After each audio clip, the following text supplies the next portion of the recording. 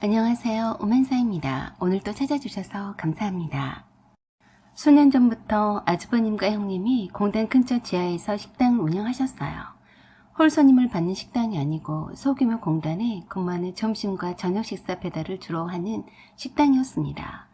그래서 아주 작은 평수의 가게안은 조리대만으로도 꽉 찰 정도로 협소한 곳이었죠. 형님이 생활력도 강하고 음식 솜씨가 뛰어난 편이라서 오로지 형님의 손맛으로 소문이 나서 식사 배달할 때마다 거래처가 늘어났다고 했습니다. 그리고 아주버님의 친절하고 성실함 때문에 매출이 계속 늘고 있다고 들었어요. 그래서인지 시작한 지 한 4년쯤 되었을 때는 바로 아파트도 분양받고 차도 바꾸고 하시더라고요. 그런데 문제가 생겼어요. 처음 시작할 때는 거래처가 얼마 있지 않아서 아주버님이 혼자서 식사 배달을 잘 하시곤 했습니다. 형님이 요리하는 손이나 배달하는 곳에 음식을 싸고 싣고 하는 손이 빨라서 감당이 되었었다고 하더라고요. 공단이 크긴 했어도 공단 내에만 배달을 했기 때문에 음식을 따뜻하게 해서 제 시간에 배달이 가능했었다고 했어요. 점심 식사 배달은 음식의 맛과 정시간에 배달하는 것이 무엇보다 중요한 것이라서 정신없이 바쁘다고 하더라고요. 그래서 형님이 저와 아가씨에게 도움을 요청했습니다. 점심 식사 배달 직전에 식당에 와서 바쁜 일손을 도와달라고 했습니다. 오전에는 아가씨나 제가 애들 학교 보내고 나면 시간이 되었기 때문에 기꺼이 돕기로 했습니다. 아주버님이 배달로 바쁘기 때문에 형님이 요리한 음식을 거래처별로 잘 분류해서 바로 아주버님이 배달하는 트럭에 실어 나르는 일이었죠. 생각보다 간단하고 단순해 보이는 일 같았지만 실제는 달랐어요. 거래처별로 반찬 가짓수도 달랐고 음식의 수도 다르기도 할 뿐만 아니라 서비스로 나간 음식도 달라서 그 짧은 시간에 정확히 세팅해서 포장을 해둬야 했고 한 가지라도 빠뜨리면 다음 배달에 지장을 주기 때문에 보통 일이 아니더라고요. 알바생을 몇 번 고용하기도 했는데 다들 못한다고 하고 나오지 않기가 일소라서 사람 구하기도 쉽지 않다고 했었죠. 저도 첫날 형님 식당에서 일을 도와주고 정말 못하겠단 말을 하고 싶더라고요. 너무 힘들었어요. 저는 그냥 음식 포장 세팅만 하는데도요. 그런데 형님은 얼마나 힘들었겠어요. 제가 봐도 너무 힘들겠다는 생각이 들었습니다. 새벽부터 가게에 나와서 반찬 만들고 재료 다듬고 점심 식사 시간이 다가오면 초긴장이 되어서 스피디하게 요리를 계속하고 있는 형님이 참 대단해 보였습니다. 거의 대부분이 점심 식사 배달이고 저녁 식사 배달은 상대적으로 적긴 하지만 수요가 계속 늘어서 형님이 쉴 틈이 없어 보였어요. 그런데도 형님은 짜증 한 번도 내지 않고 척척 잘 하시는 것 보면 정말 존경스럽기까지 하더라고요. 반면 아주버님은 직접 배달하시는 입장이라서인지는 몰라도 무척이나 신경이 예민했습니다. 서비스로 계란 후라이가 하나 덜 나갔어도 그런 실수를 했다고 형님을 저희들 앞에서 대놓고 야단치셨어요. 저 아가씨가 서두르다가 빠뜨린 그릇 개수나 생수병이 하나라도 부족해도 전부 다 형님이 확인하지 못했다고 엄청 화를 내시곤 했었죠. 아주버님보다도 몇 배는 더 조리대 앞에서 땀을 뻘뻘 흘리며 한시도 쉬지도 못하고 일만 했는데 조금 너무 하더라고요. 아주버님은 배달과 영업만 하시지 다른 주방 일은 도와주진 않으셨습니다. 형님 말에 의하면 오히려 방해된다고 하더라고요. 워낙에 행동과 손이 느려서 가르쳐서 시키려고 해도 손발이 맞지 않아서 더 일에 능률이 오르지 않는다고 했거든요. 형님이 참 많이 힘들어 보였습니다. 아주버님이 말도 안 되는 잔소리까지 들어야 하니 스트레스도 이만저만이 아니겠다는 생각이 들었어요.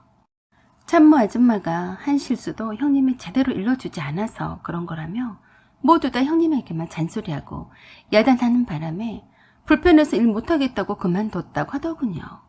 형님이 저한테 그러더라고요. 아이고, 이 일도 이제 못해 먹겠어. 저 인간 잔소리와 소리치는 것 때문에 기분이 상해서 다 때려치고 싶어. 일도 힘든 것도 있지만 아주버님과 매일 그 좁은 공간에서 부딪히며 짜증내는 소리와 역정내는 소리에 너무 지친다고 했습니다. 그래서 제가 아주버님에게 배달하는 알바를 한 명 더 쓰면 되지 않겠냐고 했더니 인건비가 부담된다고 안 된다고 했어요. 혼자서도 충분히 감당할 수 있는데 뭐로 알바를 고용하냐고 하더라고요. 형님은 배달 알바를 구인하는 것도 서로 의견이 맞지 않아서 늘 다툰다고 했습니다.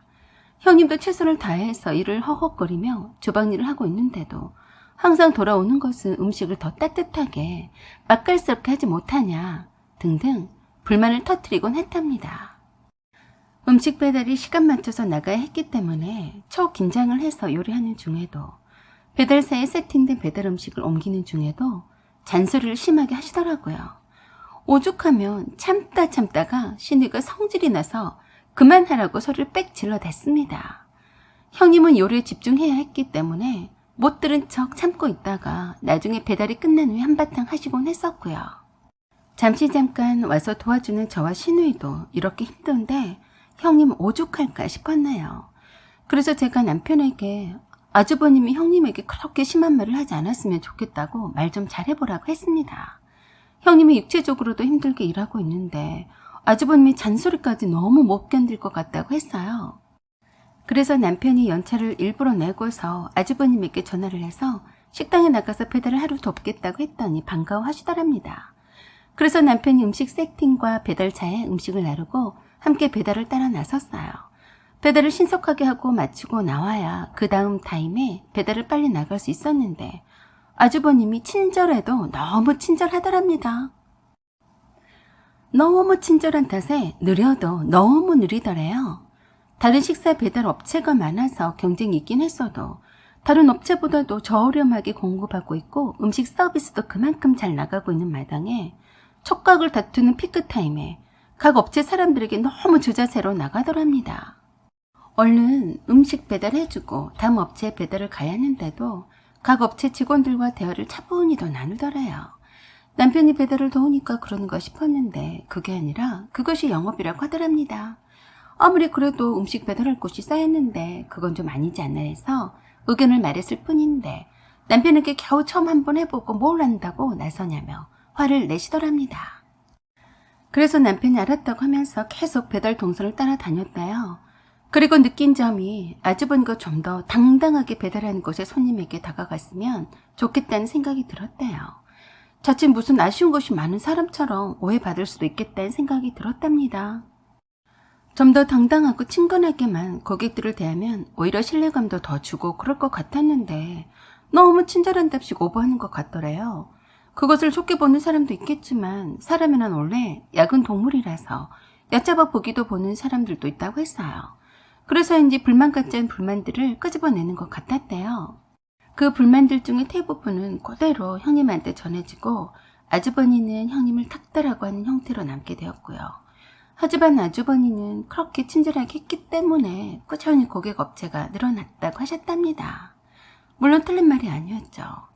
그렇게 친절하지 않거나 음식 맛이 없었으면 그때처럼 고객 업체가 계속 늘진 않았을 겁니다. 하지만 고객 만족 차원에서 한다는 그 과잉 친절이 불만 같지 않은 불만도 양산하는 것 같은 느낌이었대요. 그래서 그렇잖아도 점심 식사 배달이 끝나서 녹초가 되어버린 형님에게 고스란히 전달되었고요. 형님이 저녁 식사 배달 준비를 하기 전까지 잠깐의 쉬는 시간도 주지 않고 그렇게 맨날 아주버니가 형님을 하인 다루듯이 대하더라고요. 그런 아주버니에게 남편은 하루를 거들면서 생각을 말해줬다고 하더군요. 가게가 협소해서 비좁으니 가게를 좀 더 넓은 곳으로 옮기고 형님을 도와서 일해줄 참모 아줌마와 배달 알바를 고용하라고요. 그리고 메인 주방장인 형님을 잘 우대하라고 했습니다. 그건 신우이도 마찬가지로 주문했었던 말이었어요. 얼마든지 동생으로서 환가족으로서 할 수 있는 말이라고 생각되었지만 뭘 한다고 나서냐며 묵살하셨어요. 특히나 형님이 주방에서 요리만 하는데 힘들 것이 뭐 있냐면서 배달하는 것만큼 힘든 것이 없다고 자화자찬하셨습니다. 남편이 저나 신우이나 언제까지 도와줄 수 없으니 빨리 참모 아줌마를 고용하라고 했더니 마지못해 하는 것 같았습니다. 그대로는 형님 식당에 가지 않았고 바쁠 때 부르면 달려가겠다고 했었죠. 그러는 얼마간은 아무 소식이 없어서 잘 지내나 보다 했습니다. 그런데 어느 날 신우이한테서 급하게 연락이 왔습니다. 아주버니한테서 연락이 왔었다면서 형님이 가출했다고 하더랍니다. 당장 연락도 되지 않고 점심 식사 배달은 나가야 하는데 아주버니는 요리를 할 줄은 모르고 신우이가 와서 음식을 만들려고 했답니다. 그래서 혼자 못하니 함께 하자고 하더라고요. 그래서 바로 형님에게 전화를 걸었더니 받았어요.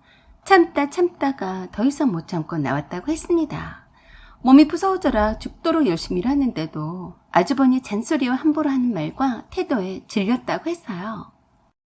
식당 운영은 처음부터 형님이 나서서 시작하게 된 거라서 형님이 알아서 하고 싶었는데 식당이 잘 돌아가게 되자 뜬금없이 하던 일도 버리고 식당 일에 끼어들더니 감나라 배나라 간섭하더니 온갖 것을 틀어지고 식당 사장 노릇을 한다고 했습니다.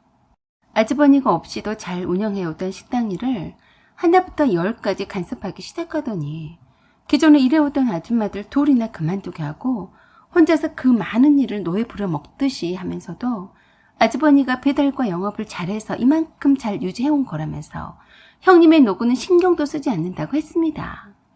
그리고 수금하면서부터 수금한 돈을 가져다 준 적이 없었고 아주버니가 돈 관리를 직접 한다면서 장 볼 때도 형님이 알아서 할 일인데 그때마다 용돈 주듯이 하면서 무엇을 샀는지 영수증을 챙겨와라, 가계부를 쓰라는 둥 그 바쁜 와중에도 불합리하게 굴더래요.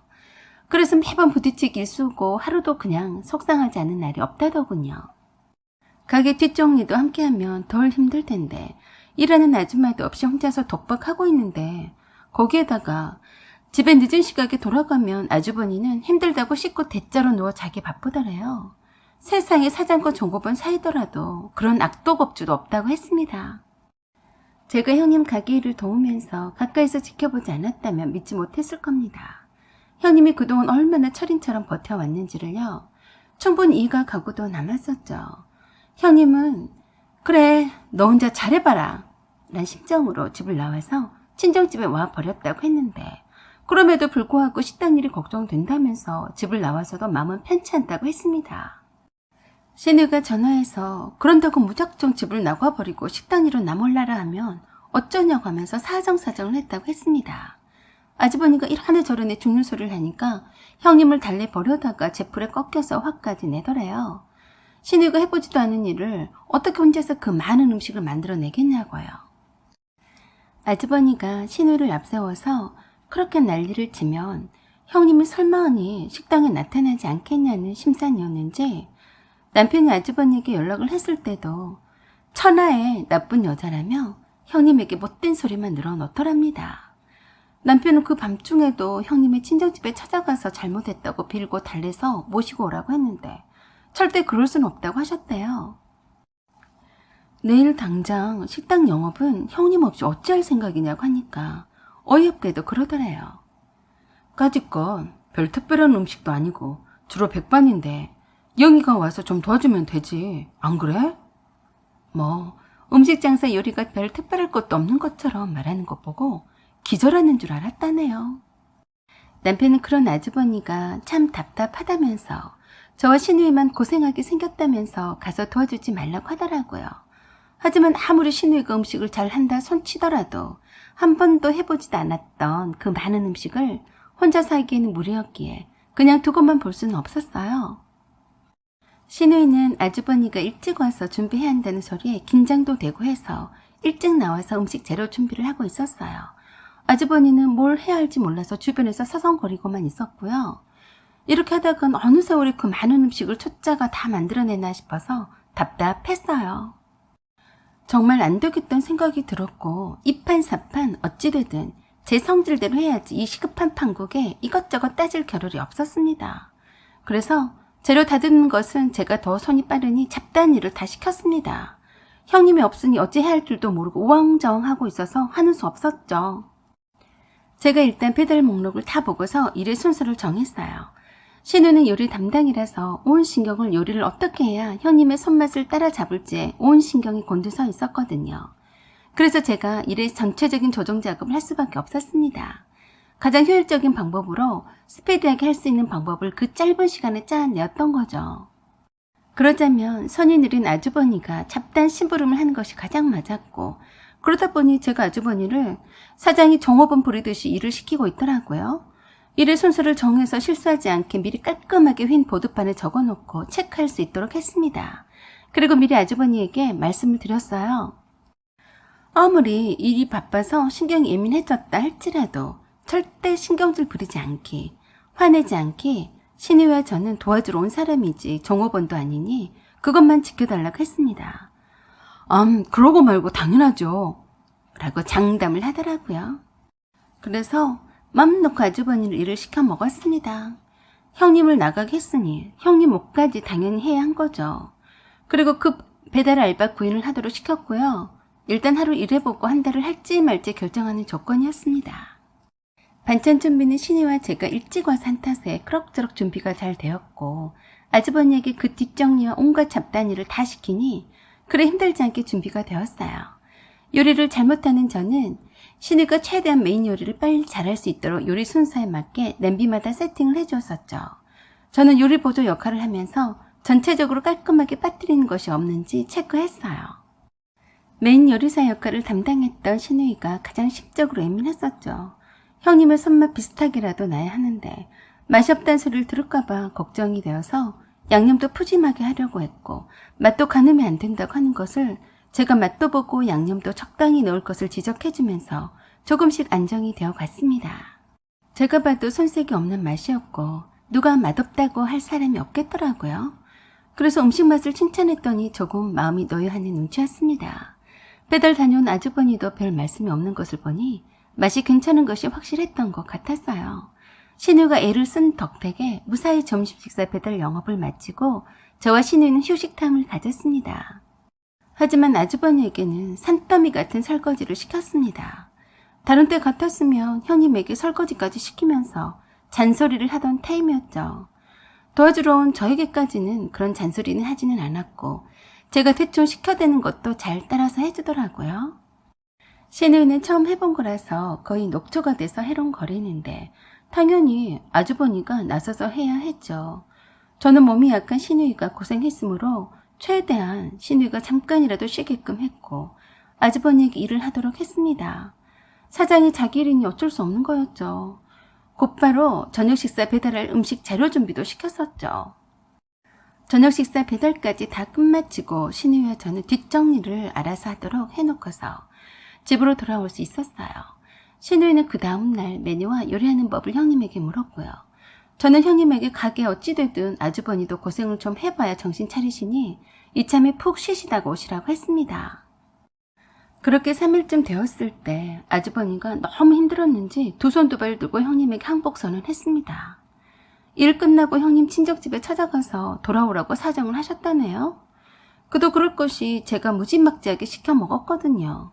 형님이 하던 일을 해보시더니 너무 힘이 붙이고 힘들었어도 저나 신우이 앞에서 투정 한 번 못 부렸으니 그럴만 했던 거죠. 형님의 조건은 간단했습니다. 식단일에서 손을 떼고 아주버니가 다른 일을 찾아서 하라는 거였어요. 그리고 영업 거래처 목록도 형님에게 내놓고 관리하던 통장도 내놓으라는 거였어요. 당장 수급 목록과 통장을 가져와야 형님이 식당으로 복귀를 한다는 조건을 달았다고 했습니다. 아주버니는 고작 그 며칠을 해놓고서 얼마나 힘이 들었던지 바로 그 다음날 형님에게 수급 목록과 통장을 가져다 줬다고 했습니다.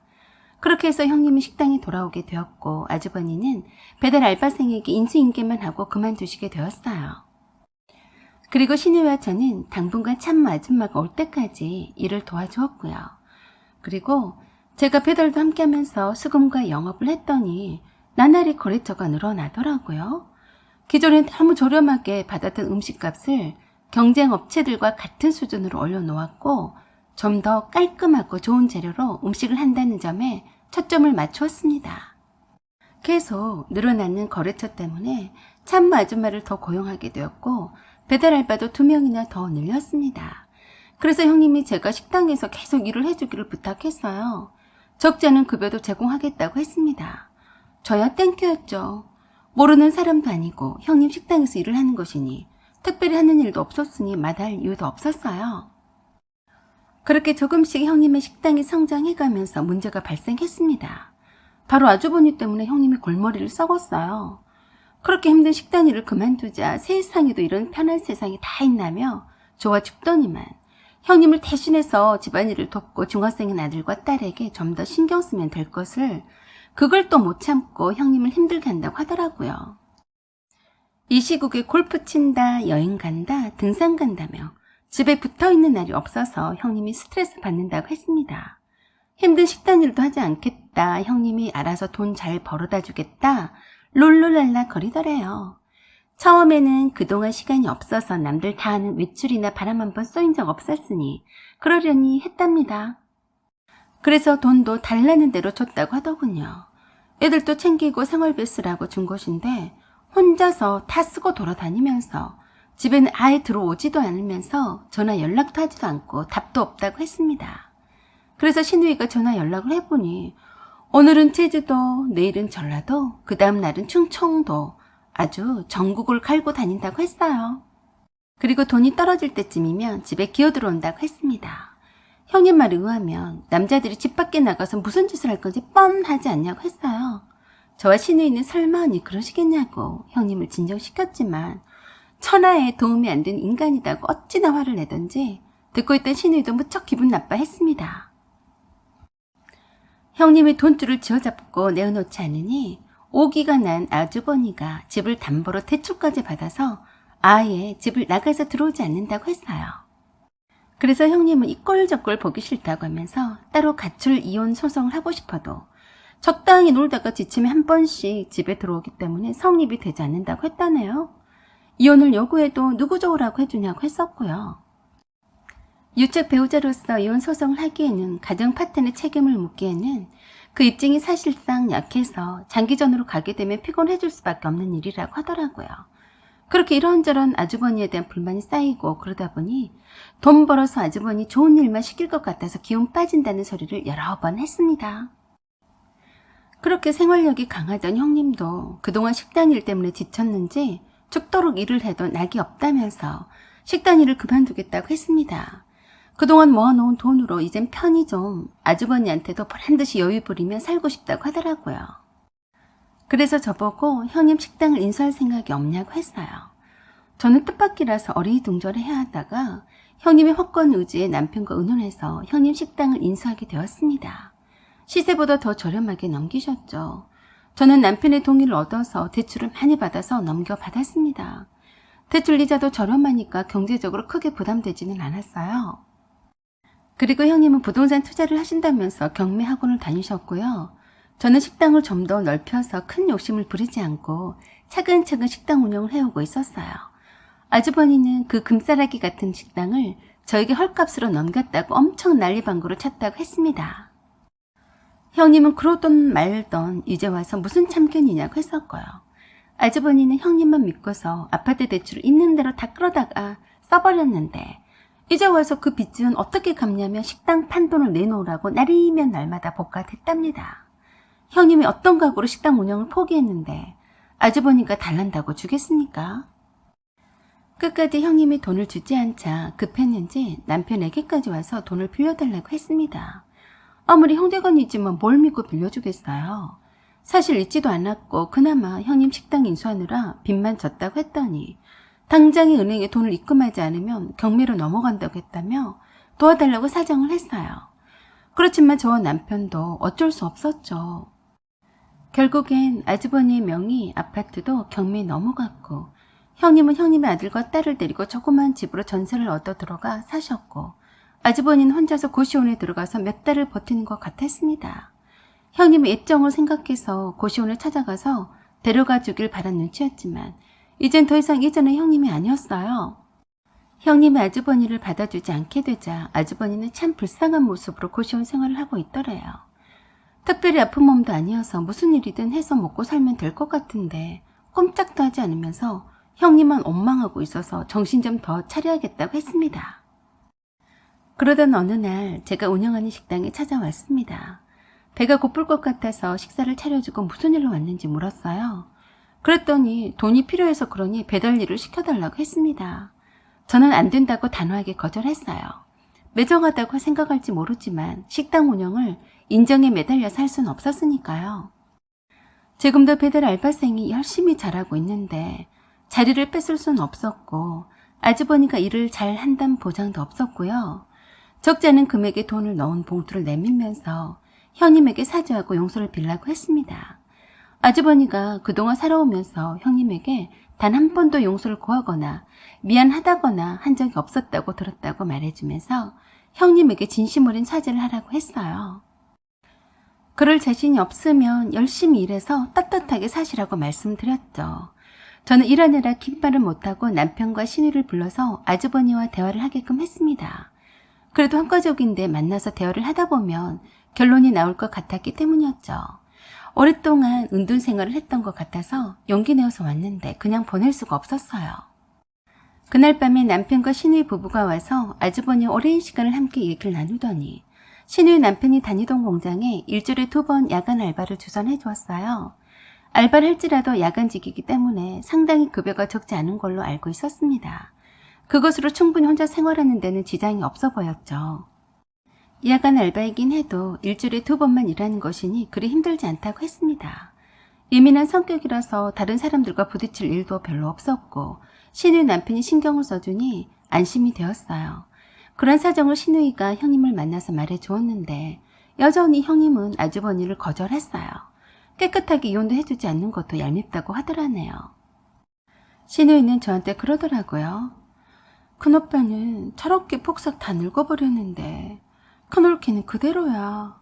아니 완전히 얼굴이 폈더라고. 큰오빠가 너무 불쌍해. 저는 그 말을 듣고 생각했습니다. 신우 입장에선 아주버니가 불쌍하겠지만 뒤늦게라도 형님에게 미안하다고 사과하고 용서를 빌고 원하는 대로 이혼을 해주겠다고 진심을 보였으면 달라지지 않았을까 싶었네요. 원래 사회성이 부족해서 무능했던 아주버니가 형님이 생활력이 강하고 억척스런 성격 탓에 잘 살아온 건데 그것도 모르고 마누라를 무시한 탓이라고 생각했습니다. 한 형제간이지만 내 남편은 저러지 않으니 그나마 참 다행이란 생각을 했네요. 형님 가족의 앞날에 좋은 일만 생겼으면 좋겠고 행복했으면 하는 바람입니다. 사연은 여기까지입니다. 여러분의 생각은 어떠신죠? 구독과 좋아요 그리고 알림 설정 부탁드립니다. 지금까지 시청해 주셔서 감사드립니다. 감사합니다.